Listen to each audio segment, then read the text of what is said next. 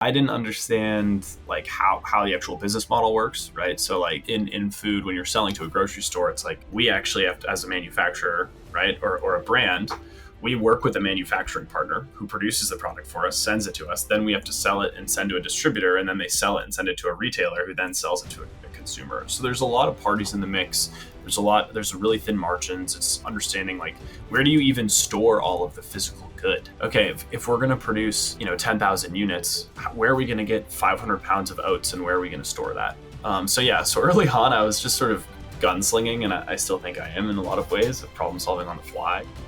Thank you so much for clicking on this episode of The Millennial Entrepreneur. The ambition of the podcast is to show relatable stories from young entrepreneurs doing some incredible things to inspire the next generation, including you listening wherever you are. We've been doing this podcast for over 3 years and the ambition has not changed. The only thing that has changed is the scale of where we want to go. We want to bring on bigger guests for you guys to show more and more relatable and inspiring stories from young entrepreneurs across the world. The majority of you guys listening haven't subscribed to the podcast yet. All you have to do is click that subscribe button wherever you're listening on YouTube, Apple Podcasts, Spotify, and now allow us to bring on bigger guests and ask the questions to them that you really want to hear. And it really is that simple. So thank you again for clicking on the podcast and enjoy the episode. Hey Parker, how you doing, man? So what's happening? Good to connect with you from across the world here. Yeah, an absolute pleasure to have you on the podcast. And I like doing these sort of things where it's virtual, but it's because you're like across the world. Usually we do things sort of in person, but have to sort of make exceptions because you want to get the best guests from across the world. So welcome to the podcast. And I would love to talk about Forij. So before we kick off, I guess, like, where did it all start for you? Yeah. So, nobody knows what Forij is. Forij is it's a functional food brand I started back in 2020, but it really kicked off before then. A little bit of background on me. Went to school originally pre-med in neuroscience. Thought I was going to save the world through brains. Quickly realized that was going to be 15 years of school, and my ADHD self decided I wasn't going to wait that long. So I went into management consulting and basically kind of hated my life. I feel like if there's other millennials listening to this, I feel like can be a common theme. And for one reason or another, I decided I would go vegan for 30 days. So I went vegan for 30 days, and I just did it just to do it because I heard other people were doing it, and it was cool. Like I realized that I felt different. I felt good, right? No surprise, kind of what you're eating changes how you feel, and the kind of strange personality that I have, I decided I would do it again, and then again and again and again. And I spent 18 months trying different nutritional regimens. So like 1 month at a time, I would go gluten-free or eat the keto diet or the Whole30 diet or whatnot. And it was pretty eye-opening. And one of those months, I supplemented with some of these mushrooms I had been reading about. Have you guys in the UK? Have you guys are functional mushrooms popular at all? Like medicinal mushrooms? Yeah, they're definitely growing in popularity for sure. I would say like a lot of people are experimenting with them and trying them out for sure, like lion's mane and stuff like that. Yeah, exactly. Yeah. So I had heard about them, and 1 month I just decided like, okay, I'm gonna go all in on these mushroom supplements, see what happens. I'm gonna go off of all other supplementation, like got off of caffeine and stuff, and that month was awesome. Like felt super good. And from my neuroscience background, I knew a lot about what psychedelics did to the neural cell in the body and the brain, and so I got really curious about what was going on with some of these medicinal mushrooms and what sort of impacts they were really having on the body. Basically, got curious and, start diving into research. I joined our local mushroom foraging club, which it's the largest mycological society in the US, and got into mushroom foraging and became pretty compelled by a lot of the research that some of these mushrooms can really address mass health concerns. So that was a little bit of the background of kind of like my leap into nutrition. I knew nothing about food, but, found myself at a place where I felt really passionate and compelled by food, and really wanted to kind of see where that would go. Yeah, but why? So this is the question. So you tried out all these different diets like veganism and I think like keto you mentioned, but so why did you sort of double down on the mushroom side of things? Yeah. There was something about that month, about how I felt that was super special, but there was also something that I sensed in myself, sort of an excitement. rewind like a year before this, actually, I tried starting like a clothing company. I thought it would be really dope to have reversible pants, like pants that you could reverse and it'd be like a different pattern, right? I don't know. Like I thought it'd be really cool. And I got a prototype made, and then I realized like I never actually wanted to work on the project besides like the cool parts. But there was something about mushrooms that I was like ecstatic about, and I started making my own mushroom concepts, and I enjoyed doing the hard work. And for me, it was the cross between like really having this fundamental belief and seeing the benefits of taking the mushrooms myself, and then also having this sort of like spark of passion where I was like, I want to go do the hard work to see what is down this path. So that was the beginning for me, and I started putting mushrooms in like my oatmeal and bringing it into my office. And next thing I know, I'm like, just printing out little surveys and walking to people's desks and being like, hey, will you try this? Like, will you fill out this survey? And that was really kind of the origin story. There was no like formalized, oh, I'm going to go start this business. And it was really around passion. I'm not sure. Do you hear that a lot, or do you hear a lot more people come in with structure and an organization? Well, I mean, you get like both, I guess. Like some people see it from an opportunity standpoint where they're like, yeah, this is a problem that I face all the time, and there isn't really an existing solution that fits it. And that's kind of like how I stumbled across my business and like started it. But in other areas, it's like, yeah, I have this passion and no one can do this business better than I can.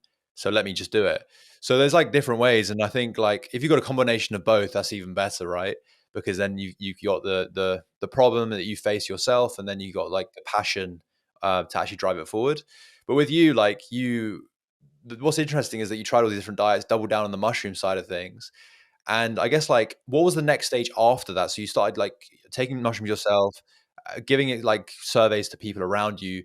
But I guess like, what was the next step after that? Yeah, so I was just curious. Like, I just wanted to see, like, okay, do other people like this? Like, are other people feeling impacted? And early on, I realized like people were weirded out by mushrooms, and I wasn't really selling it until I went to a startup conference, and the sort of the keynote speaker and I had a conversation, and he was like, I think mushrooms are the future. Like what you're working on is super special. And I remember he gave me his business card, and everybody else was sort of like suckling at his teat for his business card. And he gave it to me, and he's like, send me your pitch deck. And that's where I went home, went on to Fiverr, got a logo made, and threw together a pitch deck. I worked in consulting and like spent a lot of time in PowerPoint and built a deck and sent it to him. And then I figured, okay, I should go and try and sell this. Like, will people buy this? Right. I think this is a relevant kind of issue here. Like, I can clearly see the benefits. I've experienced this myself. I'm fully believed in this. I have the inspiration, but now it's like, can you go sell it? Right. And that was sort of a turning point for me. I didn't even think about, how should I go to market? I literally went to like the nearest cafe and was like, hey, will you put this on your menu?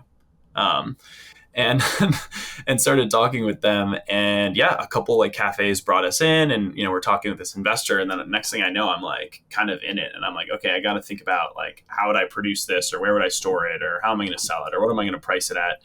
And that started sort of this like journey, right? But with mushrooms, like I've read so much like positive, surveys and such positive research about them in terms of mood, health, just overall health. But they're not really like, I don't know, at least in the UK, they're not explored that much. They are growing in popularity a lot, but I guess like for you coming into it, like firstly, like why? Well, firstly, why? Like, what are the benefits of people who don't know? And secondly, like, why have they not really been explored at like a mass market scale? Two great questions. So I'll address maybe the first question first. Like, why haven't they been explored? So they're quite literally known to be like the most ancient medicine that humans have used. So like, on from one angle, that they've arguably been explored more than any other sort of natural remedy there is, right? Maybe not on paper or through research. The second angle of that is there's actually a lot of research that has been done, but primarily in the Eastern Hemisphere, and it hasn't really been socialized well in the Western Hemisphere. So that there's actually plenty of really great research on some of these mushrooms. Now, your second question that you ask is about like, okay, what are the benefits for people that don't know? Asking what the benefits of these mushrooms are is like asking what the benefits of vegetables are, right? It's like, well, it's an entire kingdom. Like there's quite literally probably hundreds of quote unquote medicinal or functional mushrooms that have different, sorts of benefits. Right now, to date, the current estimate as well is that we as a as a global humanity or a society have only discovered roughly 9% of all available sort of like fungi species. So we're looking right now at, mushrooms. Penicillin comes from fungi, right? One of the most earth-shattering remedies to ever come from a natural source. So we're looking at, okay, like the benefits of mushrooms could really be pretty massive, and we may not even know it yet.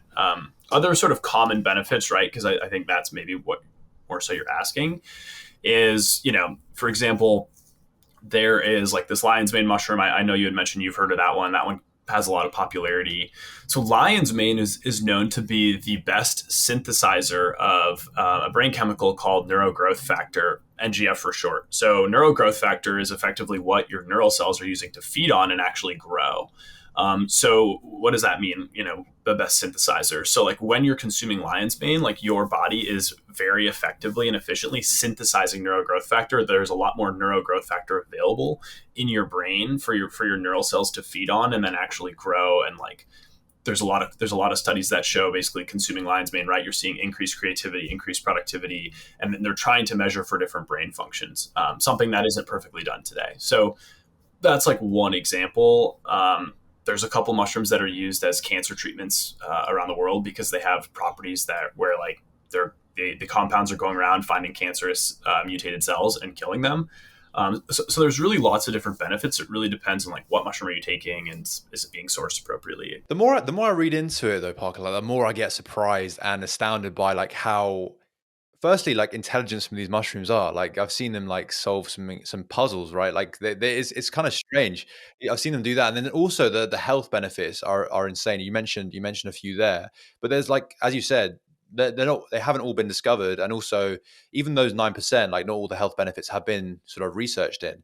So like, yeah, it's a world where I've only just started like researching into, but it's insanely fascinating.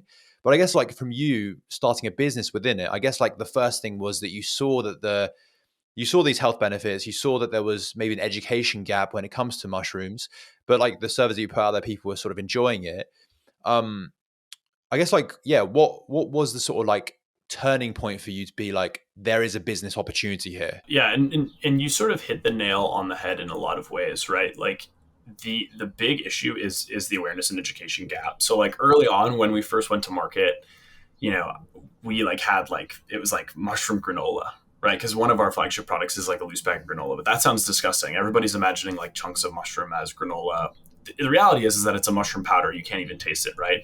And so, for me, I used to spend like a lot of time in the field just like sampling product. I used to go to the gym every day and I forced myself to do 3 blind taste tests of like our product versus other granolas on the market. And so I knew intuitively, like, okay, we have a really good product that tastes really good, right? We are beating leading brands in taste tests across the board. The benefit profile that's there, like no other products kind of in this space, in this category, have those benefits that we can talk about, right? When we're looking at category sales data, like people are buying for the benefits that these mushrooms solve, right? So cognitive health is something we specifically focus on. And then we use a mushroom that is the most bioavailable vitamin D. So we're seeing like, over the past 3-4 years have seen really huge growth in sales of sort of those specific categories. So it's like, okay, we have sort of the market is there. People are buying for these benefits.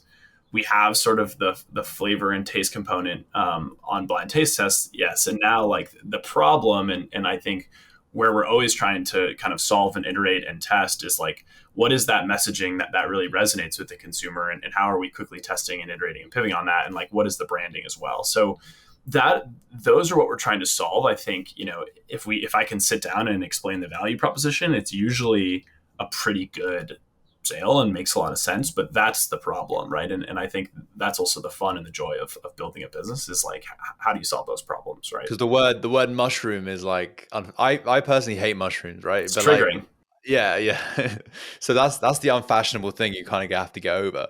I do think now, with different pop culture references, like it's starting to become a little bit less taboo. So like, I don't know if Michael Pollan's book made it around in the UK or not. It was a New York Times bestseller. It was all about mushrooms. there was a bit of psychedelic focus with that book, but a Fantastic Fungi documentary on Netflix was super popular here in the States as well. And so, we're starting to see consumers understand mushrooms and sort of change their perception on what it means. But yes, it's going to take time. It's going to take a lot of education. It's going to take stuff like this to inform people as well. When you first started the like formal, I guess, road to actually starting the business, you were basically like handing out samples at gyms to like test on those different KPIs that you guys defined. So taste, nutritional value, which you're already like beating. So it was like mainly the taste thing, right? Yeah, primarily taste, right? For us, it was taste. We found, we early discovered as well that like if we're going to put mushrooms into a food category, we have to, also determine what do people care about in that food category, right? Obviously, like the benefits are a huge positive, but we found like when we were focused on granola, like people really care about sugar count. So it was like, okay, we have to make something that tastes good and is low in sugar. Okay, let's go solve that problem, right? So that was sort of early on. And yeah, I prided myself on really trying to get, firsthand customer feedback and trying to do that every single day and talking to people and really understanding, is this a good product or not? Thing is, you don't come from a food background yourself. So starting a food like based business, like, was that like, what was the sort of challenging thing there? Kind of a nightmare. It's kind of a nightmare. Yeah, I didn't understand like how the actual business model works, right? So like in food, when you're selling to a grocery store, it's like we actually have to, as a manufacturer, right, or a brand, we work with a manufacturing partner who produces the product for us, sends it to us. Then we have to sell it and send to a distributor, and then they sell it and send it to a retailer who then sells it to a consumer. So there's a lot of parties in the mix. There's really thin margins. It's understanding like, where do you even store all of the physical good, right? Okay, if we're going to produce, 10,000 units, where are we going to get 500 pounds of oats, and where are we going to store that? So early on, I was just sort of gunslinging, and I still think I am in a lot of ways of problem solving on the fly. But yeah, one of the things early on is, we had to find a place to bake, and we were baking locally at this cafe down the street. But the cafe, they said I could rent the space for $250 a month, which I was like, oh, that's a steal. I'll take it. But we could only use it after 5 p.m. So we had an issue because it was like, where do you store product? And so the solve, and I don't know why this is where my mind immediately went to, but because we didn't really have any money, is I moved into my backyard, and my roommate said it was cool. And so I moved into our backyard, and I threw out my bed, and then I brought storage racks into my bedroom, and we stored like the inventory and the raw ingredients in my bedroom, and I slept outside. And then we would like, each night we would like walk it down the street to the cafe and like bake granola, and then bring the finished good back and like package and seal it, and then like go and sell it. Wow. So you're literally sleeping outside just to make room for all the raw ingredients as well as the product after you baked it. Yeah. I slept outside in a tent for 2 years. That's insane. Yeah, it wasn't exactly like great for my dating life, but it was I look back on it fondly, I'll be honest. That's insane. So like, what was when you were in that stage of growth, like you kind of want to make everything work, right? Like you're just like sacrificing everything to like try to get this thing off the ground.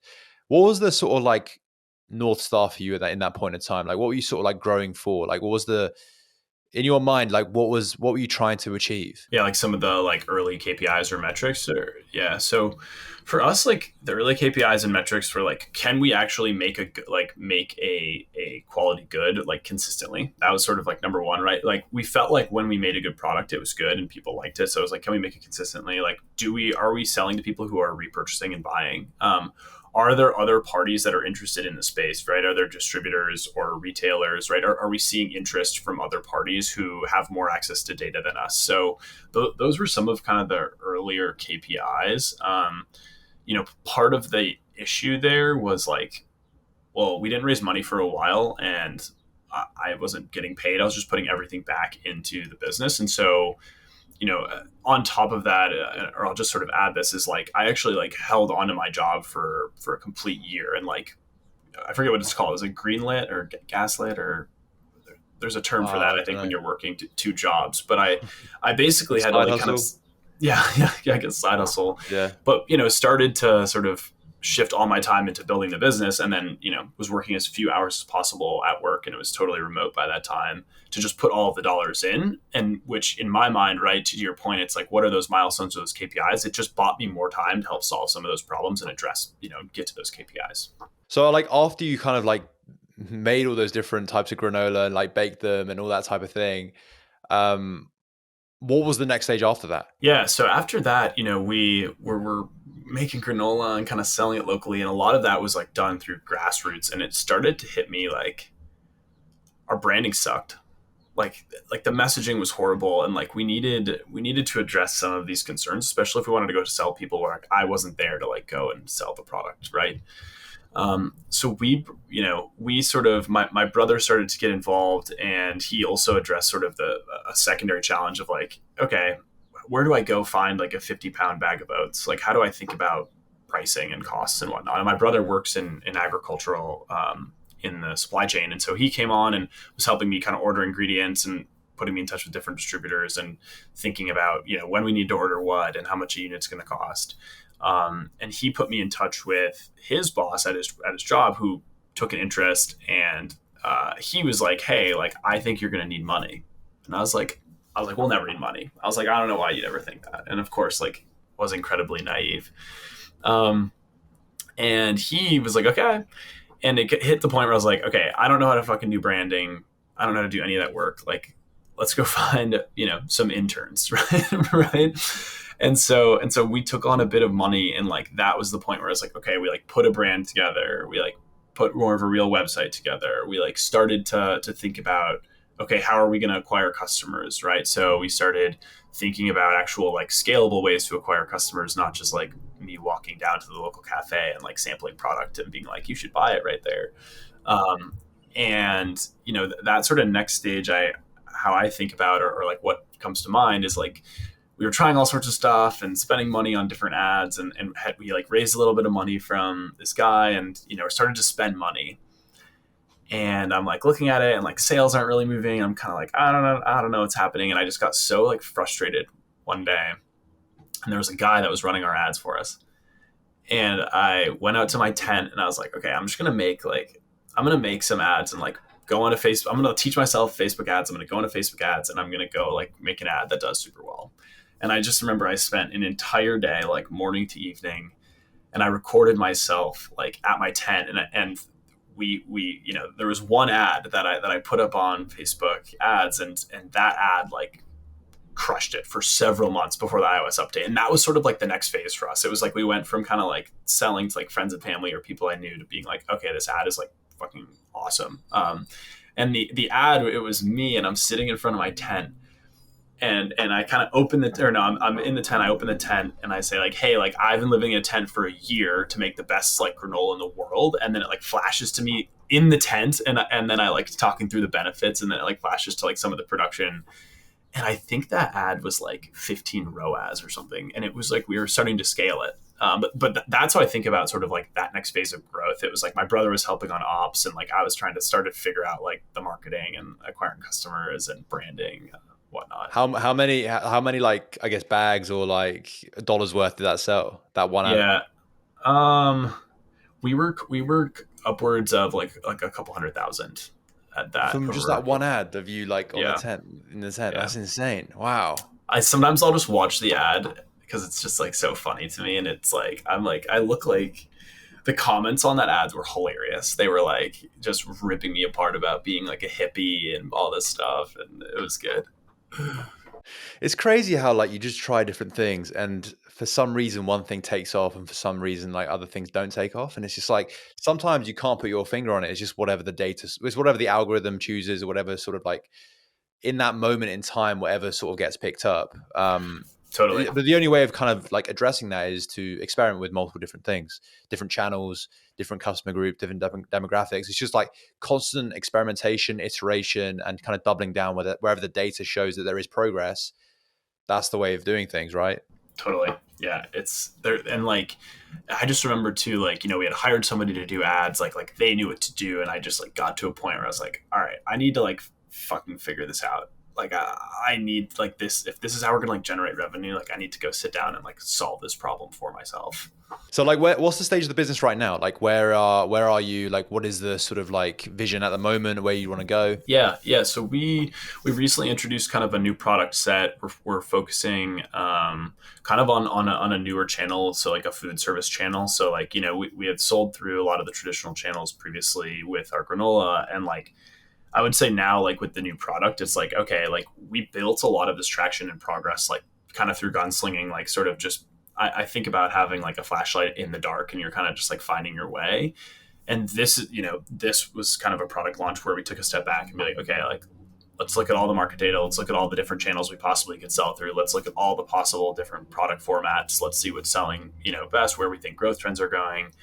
And so, now like we are taking a much more strategic approach with our new product offering. On top of that, we've built sort of some different internal marketing capabilities. So we're thinking about marketing a lot different and trying to scale up. I feel like for a long time, like a lot of marketing was just like done by me. It was just like being a spokesperson, going to a lot of events. Like I'm super active on LinkedIn and stuff like that, and going and selling. And now it's starting to build some of that infrastructure in place to think about how do we scale this further, right? Like I can't sell it every single time. I can't, we need a salesperson, right? We need somebody who's managing ops. And so like really taking it, I think, more from like the small team, 1 to 3 people, to starting to build some infrastructure that can scale on its own, which is proving challenging, but it's fun nonetheless.